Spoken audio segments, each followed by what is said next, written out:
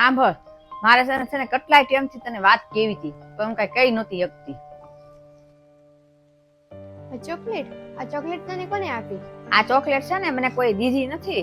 તાર પપ્પાના કપડા ધોવા બેહું ને હું ત્યારે એના ખીચામાંથી નીકળે છે, અને એક વાર નહીં કેટલી વાર નીકળી છે ખીચામાંથી. એને ખબર છે કે મને ડાયાબિટીસ છે, ડોક્ટરે મીઠું ખાવાની ના પાડી છે, તો એ ચોકલેટ ખાધા કરે. અરે પણ મમ્મી પપ્પા કોઈ દિવસ મીઠું ખાતા જ નથી, અને કોઈ પણ ઘરે પડ્યું હોય તો ઘરે નથી ખાતા. તને શું લાગે છે હું ખોટું બોલું છું?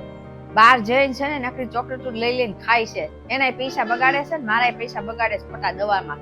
આપણે દવા કરાવી ની ચોકલેટ ખાધા કરે છે, તને ખબર છે? કઈ વાંધો નહીં મમ્મી, તું કઈ નહીં કહેતી. હું પપ્પાને કહી દઈશ કે હરખી રીતે પોતાનું ધ્યાન રાખે. તબિયત ખરાબ થઈ ગઈ છે ને ઘરે બેઠા છે ને કોઈ પોતાનું સરખી રીતે ધ્યાન નથી રાખતા. હું એ કહી દઈશ.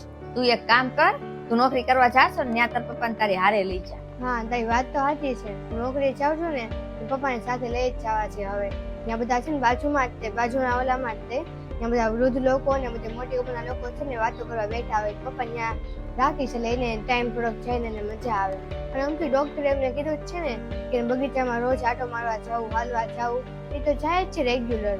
એ બધું તો ઠીક છે પણ એનું ખુદનું ધ્યાન નથી રાખતા. એ બહુ લાપરવાહી કરે છે. મને એવી ખબર પડી છે કે તાર પપ્પા છે ને બધાને દાન કરવા મળ્યા છે પૈસાનું. એ બધાને પૈસા દેવા મળ્યા છે આપણને પૂછ્યા વગરના. બોલ મમ્મી, તું કેવા હું માંગે છે? હું કઈ સમજી નહીં. હું એમ કહું છું તાર પપ્પા છે ને એના પૈસા પોતાના છે ને બીજાને દાન કરે છે. પૈસા દાનમાં આપે છે?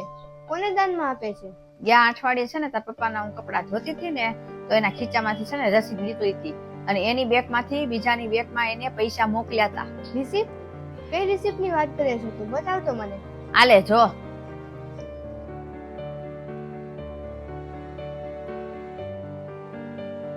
અરે મમ્મી, તું આ રિસિપ્ટ ની વાત કરે છો? અરે આ કઈ પપ્પાએ બીજા કોઈને કઈ પૈસા નથી મોકલ્યા. આ તો હું બહાર સામાન લેવા જતી હતી ને તો મારા બેંકના અકાઉન્ટમાં પૈસા ઓછા હતા, એટલે મેં પપ્પાને કીધું હતું કે તમારા અકાઉન્ટમાંથી મારા અકાઉન્ટમાં થોડા પૈસા મોકલી દો એટલે હું વસ્તુ લઈ આવું. આ એની રિસિપ્ટ છે.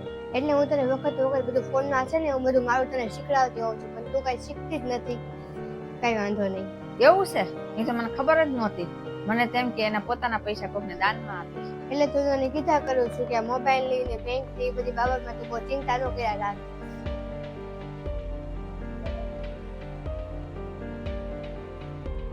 શું વાત છે? હું મારી દીકરી બાજુ છું. કાંઈ નહીં પપ્પા, આ મમ્મી જો ને એમ કહેતી હતી કે તમને ડાયાબિટીસ છે તોય તમે ચોકલેટો ભૂલેવા ખાવ છો. ના ના, આ ઉંમરે હું થોડોક ચોકલેટ ખાઉં. એ તો હું બગીચામાં જાઉં છું ને બેસવા, કે નાના છોકરાઓ નાના નાના રમતા હોય ને એ છોકરા હાટું હું આ ચોકલેટ લઈ જાઉં ને આ ચોકલેટ એ લોકોને આપું ને તો મને આનંદ થાય ને છોકરાઓને મજા આવે. સારું, મને છે ને તમે માફ કરી દીધો. હું ઊંધું સમજતી હતી કે તમને ડાયાબિટીસ છે ને તોય તમે ચોકલેટ ખાવ છો. હું આને ઈ જ કહેતી હતી તમે તમારી તબિયતનું ધ્યાન નથી રાખતા, પણ હું જ ઊંધું સમજી. મારી જ ભૂલ હતી, પણ મને માફ કરી દીજો. કાંઈ વાંધો નહીં, પણ આપણે જે વાતની ખબર ન હોય ને એ વાતને કોઈ વધારાય નહીં.